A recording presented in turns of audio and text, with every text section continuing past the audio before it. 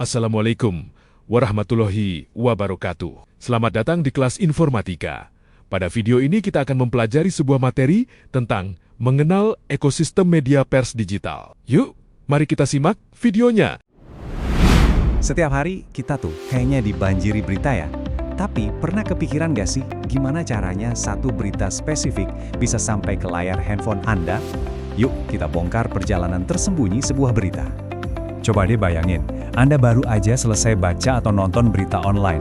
Pernah nggak berhenti sejenak dan bertanya, kok berita ini bisa muncul di hadapan gue ya?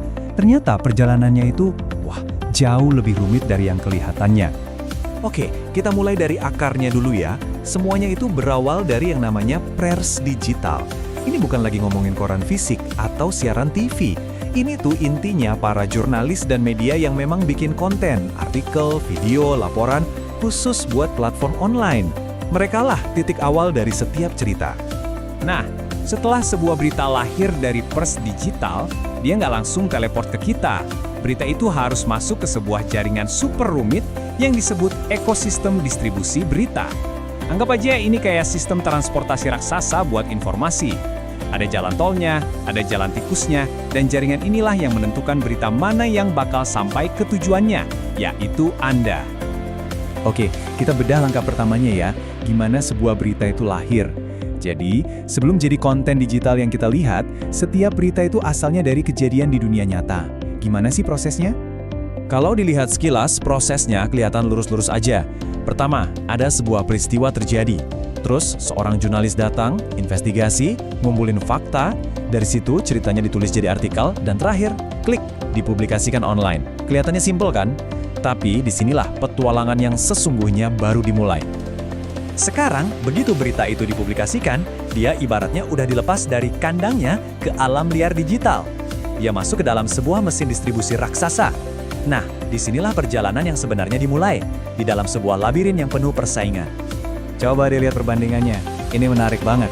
Dulu, kita dapat berita itu jalurnya jelas, beli koran, nonton TV, langsung dari sumbernya. Sekarang, berita nyampe ke kita lewat mesin pencari, lewat feed media sosial, lewat aplikasi-aplikasi yang merangkum berita. Waduh, beda banget kan lapisannya? Jadi intinya begini, sekedar mempublikasikan berita di zaman sekarang itu nggak cukup sama sekali. Berita itu sekarang harus berjuang, bersaing, dan pinter-pinter menavigasi ekosistem raksasa ini cuma supaya bisa dilihat sama kita. Di dalam labirin digital ini, ada 3 pemain besar yang megang peranan penting. Mereka adalah mesin pencari, platform media sosial, dan aplikasi agregator berita. Anggap aja mereka ini semacam penjaga gerbang yang menentukan berita mana yang boleh lewat dan seberapa jauh dia bisa pergi. Pertama, mesin pencari. Kita semua tahu ya, Google lah contohnya. Tugas mereka itu pada dasarnya mengindeks atau mendaftar semua berita yang ada, biar bisa kita temuin pas kita lagi nanya atau nyari sesuatu. Mereka ini gerbang buat orang-orang yang aktif mencari info.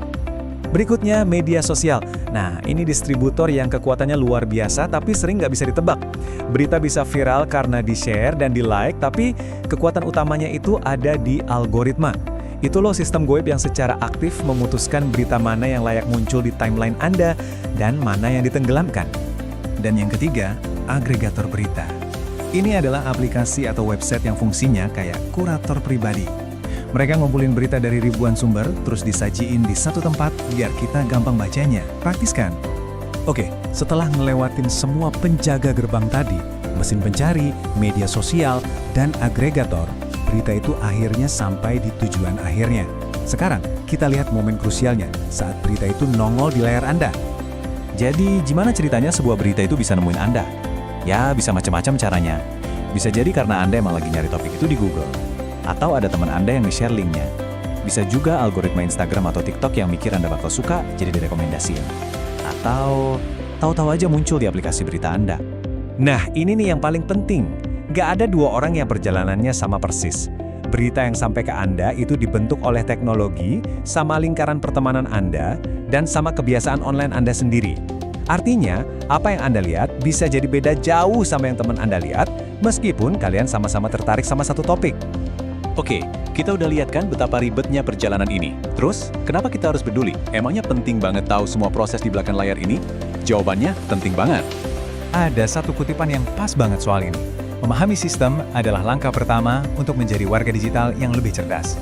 Jadi ini bukan cuma soal tahu, tapi soal jadi konsumen informasi yang lebih bijak. Kalau kita tahu proses di baliknya, kita jadi bisa lebih kritis kan? Kita bisa mulai bertanya, kenapa ya berita ini yang muncul di feed saya? Atau siapa yang diuntungkan kalau saya baca berita ini? Nah, kemampuan bertanya inilah kunci utama biar kita melek media di zaman sekarang. Pada akhirnya, perhentian terakhir dan yang paling penting dalam ekosistem berita ini, ya Anda, kita semua. Kita bukan cuma konsumen pasif, tapi juga bisa jadi partisipan aktif. Jadi, pertanyaannya balik lagi ke kita. Apa peran kita dalam semua ini? Setelah tahu semua ini, apa yang akan kita lakukan secara berbeda? Coba deh pikirkan. Sekian video ini, terima kasih sudah menyaksikan. Sampai jumpa di video lainnya. Wassalamualaikum warahmatullahi wabarakatuh.